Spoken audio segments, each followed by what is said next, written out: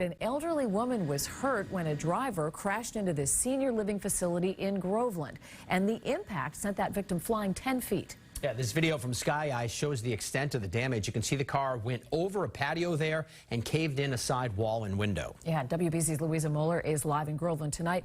Louisa, what do we know about how this happened? Well, Lisa, we know that the man who was behind the wheel is an 83-year-old resident of the facility, and other residents told me he's had a difficult last 9 months. A badly damaged Lexus SUV was towed away from this Groveland senior living facility.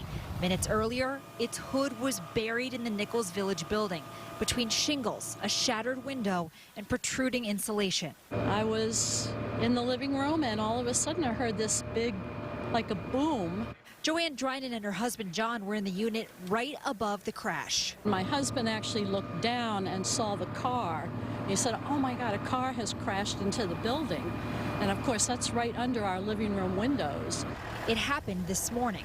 First responders say an 83-year-old man and resident here somehow drove his car through a metal fence and into the first floor.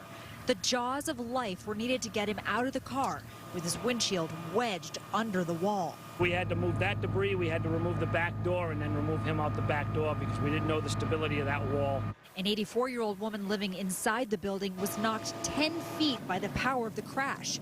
Both she and the driver were brought to the hospital with non-life-threatening injuries. I saw them take her away. Her nose was all bloody. She was evidently in the kitchen when it happened. Then work began to secure the structure and the car was removed.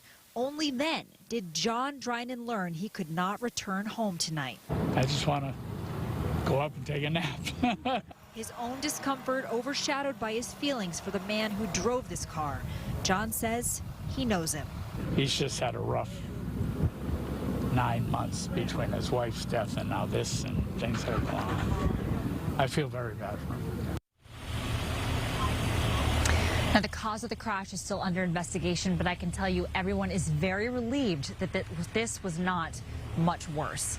Live in Groveland, Louisa Moller, WBZ News. All right, Louisa, thank you. Now